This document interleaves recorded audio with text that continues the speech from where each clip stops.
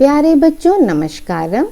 Class 7 चतुर्थः पाठः यानी पाठ 4 पंडिता रमाबाई के बारे में हम इस पाठ में पढ़ेंगे। स्त्री शिक्षा क्षेत्रे अग्रगण्या पंडिता रमाबाई 1858 तमे ख्रीष्टाब्दे जन्म अलभत। ख्रीष्टाब्दी मीन्स ईस्वी वर्ष में, ठीक है। स्त्री शिक्षा के क्षेत्र में अग्रणी सबसे आगे रहने वाली पंडिता रमाबाई का जन्म 1858 ईस्वी सन में हुआ था। तस्याह पिता अनंत शास्त्री डोंगरे, उनके पिता, क्या नाम था उनके पिता का? अनंत शास्त्री डोंगरे। माता च लक्ष्मीबाई आसमात, और माता जिनका नाम था लक्ष्मीबाई थी। तस्मिन् काले स्त्री शिक्षायाः स्थिति चिंतनीया आसीत्। उस समय, ठीक है, ये तो बहुत पुराने ज़माने की बात हो रही है ना, तो उस काल में, उस समय स्त्री शिक्षा की स्थिति कैसी थी? बहुत ही चिंतनीय थी। मतलब लोग लड़कियों को नहीं पढ़ाते थे, तो इसलिए बहुत ही चिंतनीय, बहुत ही सोचनीय स्थिति थी।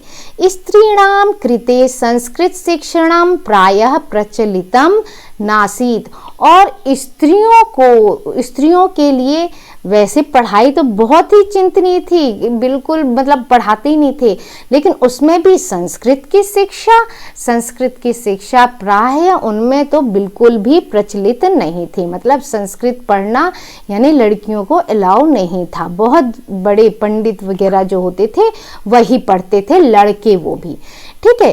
किंतु डोंगरे रूढ़िबद्धाः धारणां परित्यज्य स्वपत्नीं संस्कृत मध्यापयात।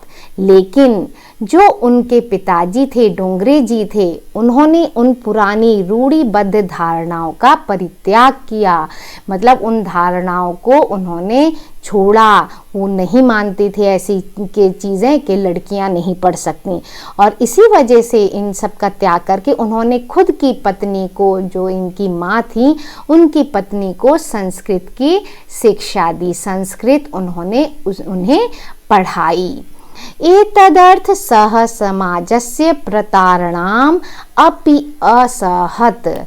इस वजह से, इसके लिए, क्योंकि वो अपनी पत्नी को संस्कृत पढ़ाते थे, इसलिए जो समाज था उन्होंने उनको प्रताड़ना करना यानी उनको परेशान करना, प्रताड़ित करना शुरू कर दिया। उनको परेशान करना शुरू कर दिया कि तुम क्यों पढ़ाते हो, अपनी पत्नी को क्यों पढ़ा रहे हो, लड़कियों को नहीं पढ़ाते हैं, औरतों को नहीं पढ़ाते हैं, तुम नहीं पढ़ाओ। इस तरह से उनका विरोध करने लगे, प्रताड़ित करने लगे उन्हें। अनंतरम रमा अपि स्वमातुः संस्कृत शिक्षां प्राप्तवती। और आगे चलकर बाद में रमा ने भी, जो ये रमाबाई जिनके बारे में हम ये चैप्टर पढ़ रहे हैं, उन्होंने भी अपनी खुद की माँ से संस्कृत की शिक्षा प्राप्त की। उनकी माँ ने ही उनको संस्कृत की शिक्षा दी।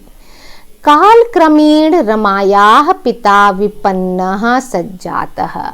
समय बीतने के साथ साथ रमा के जो पिता थे, उनके पिता की आर्थिक दशा कैसी हो गई? बहुत ही खराब हो गई। आर्थिक दशा उनकी जो थी बहुत ही खराब थी, यानी कि बहुत वो गरीब थे। तस्या पितरौ ज्येष्ठा भगिनी च दुर्भिक्ष पीड़िताः दिवंगताः।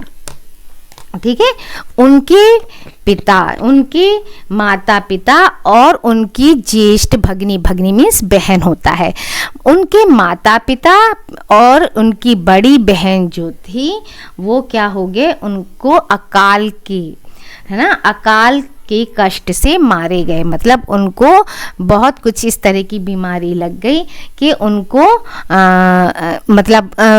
वो अकाल के गाल में, मतलब बिना समय, क्योंकि ज़्यादा बड़ी उम्र नहीं थी उनकी, फिर तब भी वो क्या हो गए? गरीबी की वजह से, सही इलाज न मिलने की वजह से वो क्या हो गए? मर गए। तदंतरम रमा स्वज्येष्ठ भ्राता सह पदभ्याम समग्रम भारतम अभ्रत। उसके बाद मतलब जब उनके माता पिता और बड़ी बहन नहीं रहे, उसके बाद रमा के जो बड़े भाई थे उनके साथ वो क्या किया, उन्होंने उनके साथ सारे भारत की, समग्र भारत को घूमा, समग्र भारत में वो घूमी और भ्रमण क्रमे सा कोलकाताम प्राप्ता, और भ्रमण काल करते हुए घूमते हुए ही वो कहाँ पहुँची, कोलकाता पहुँची। संस्कृत वैदुष्येण सा तत्र पंडिता सरस्वती चेति उपाधिभ्याम विभूषिता। संस्कृत की उनकी विद्वता को देखकर, यानी संस्कृत की उनकी जानकारी को देखकर, उसके प्रभाव से उन्हें वहाँ पर क्या क्या उपाधियाँ मिली, पंडिता की उपाधि मिली, सरस्वती की उपाधि मिली। ठीक है, उन्हें पंडिता और सरस्वती की उपाधि से सम्मानित किया गया, विभूषित किया गया। तत्रैव सा ब्रह्म समाजेन प्रभाविता वेदाध्ययनम अकरोत्। तब क्या हुआ, वहीं पर उन्होंने ब्रह्म समाज से प्रभावित होकर, उनसे प्रभावित होकर उन्होंने वहाँ पर क्या किया, वेदों का अध्ययन किया।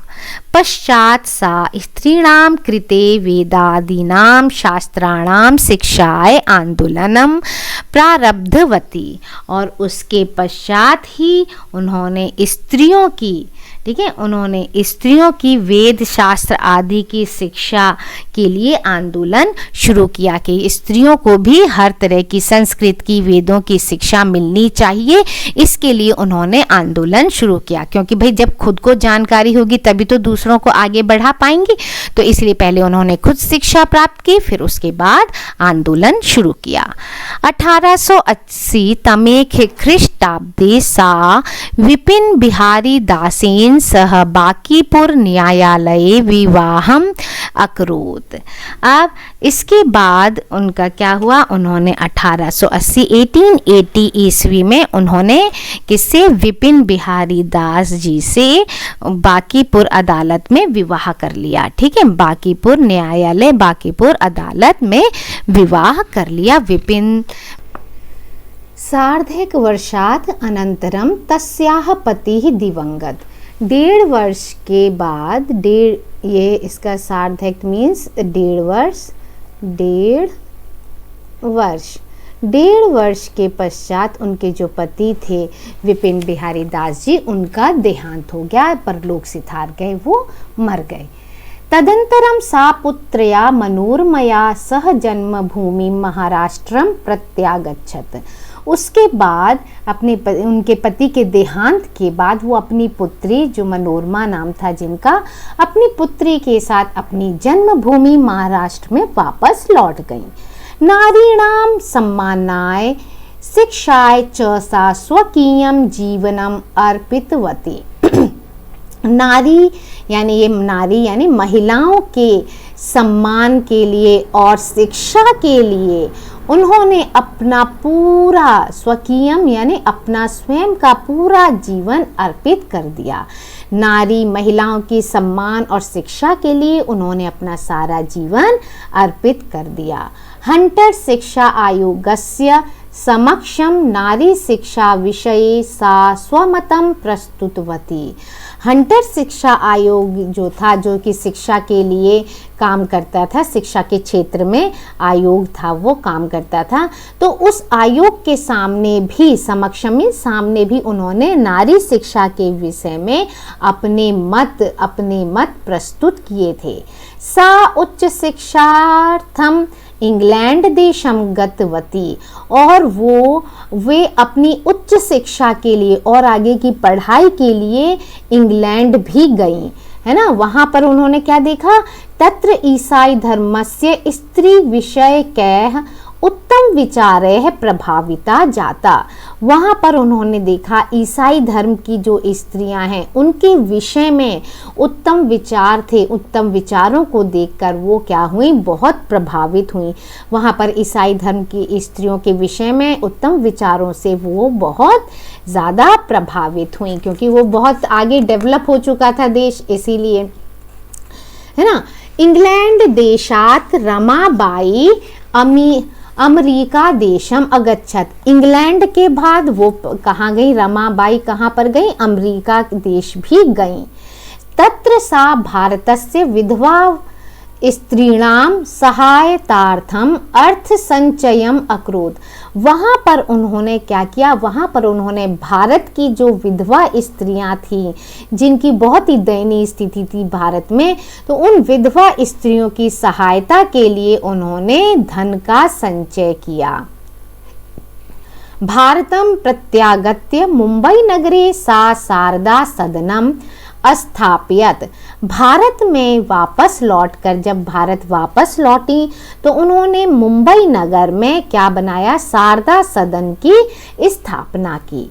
अस्मिन् आश्रमे निस्सहायाः स्त्रियः निवसन्ति स्म, इस आश्रम में उन्होंने किसको रखा, यहाँ पर कौन रहती थी, इस आश्रम में जो निस्सहाय औरतें होती थी, जिनका कहीं रहने खाने किसी चीज़ का ठिकाना नहीं होता था, वो स्त्रियां यहाँ पर रहती थीं। तत्र स्त्रियः मुद्रण टंकण काष्ठकलादीनांच प्रशिक्षणमपि लभन्ते स्म, यहाँ पर जो स्त्रियां रहती थीं वो स्त्रियां क्या क्या काम करती थी, मुद्रण का, छपाई का, टाइपिंग का, है ना, जिनको काष्ठ कला आती है, काष्ठ कला, इन आदि की शिक्षा प्राप्त करती थी और उस पर काम करती थी, है ना, जिससे उनको लाभ मिले। ये नहीं है कि खाली बैठे हैं, काम सीखकर वो काम करती थी। परम इदम सदनम पुणे नगरे स्थानांतरितम जातम, और फिर बाद में इस सदन का जो ये आश्रम था, ये शारदा सदन जो था, ये सदन कहाँ हो गया, पुणे नगर में के पास स्थानांतरित हो गया, वहाँ पर उसको स्थानांतरित कर दिया गया। फिर बाद में वहाँ पर इनके सदन को जगह मिली, वहाँ बनाया गया। ततः पुणे नगरस्य समीपे केड़गांव स्थाने मुक्ति मिशन नाम संस्थानम तया स्थापितम, वहाँ पर जो पुणे में, पुणे नगर के जो पास में एक गांव है, पास के समीप के केड़ गांव स्थान पर किस नाम से, मुक्ति मिशन नामक संस्था स्थापित की गई। शारदा सदन जो था वहाँ पर जाकर क्या हो गया, मुक्ति मिशन नाम की संस्था बन गई और वहाँ पर मुक्ति मिशन नाम से ये संस्था स्थापित की गई। अत्र अधुना अपि निराश्रिताः स्त्रियः ससम्मानं जीवन यापन्ति, यहाँ पर अब भी, आज भी जो बेसहारा, निराश्रित मीन्स बेसहारा स्त्रियां होती हैं, वो सम्मान के साथ जीवन बिताती हैं, यहाँ पर रहती हैं, सम्मान के साथ जीवन बिताती हैं, काम करती हैं।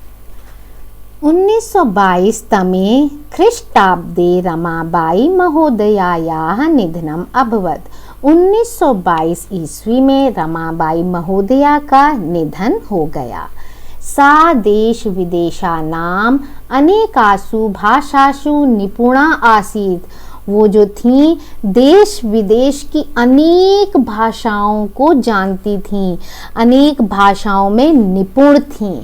समाज सेवायाः अतिरिक्तं लेखन क्षेत्रे अपि तस्याः महत्वपूर्णम् अवदानम् अस्ति, समाज सेवा के अतिरिक्त, समाज सेवा तो ये कर ही रही थी, स्त्रियों की शिक्षा के लिए, विधवाओं के लिए, सबके लिए काम कर रही थी, इनके अतिरिक्त भी वो लेखन क्षेत्र में भी बहुत महत्वपूर्ण योगदान दे रही थी, यानी उनका बहुत महत्वपूर्ण योगदान है लेखन के क्षेत्र में भी।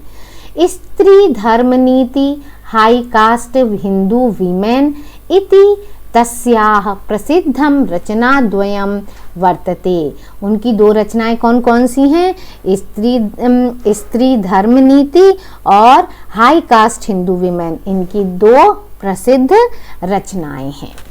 तो अर्थ तो यहाँ आपने समझ लिया। अब कुछ शब्दार्थ देख लेते हैं।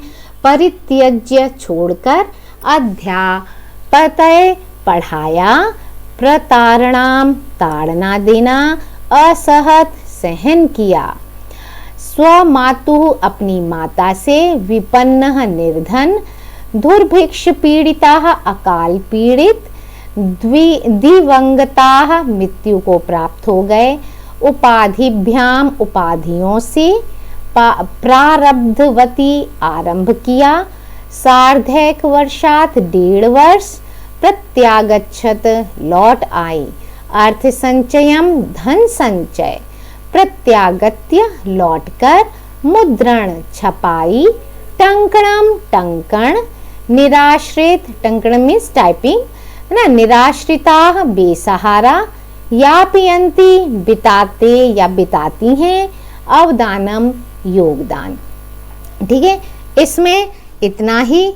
और आगे की वीडियो के लिए, अभ्यास कार्य के लिए नेक्स्ट वीडियो, तब तक के लिए बेटा जी thank you. Like share and subscribe my channel.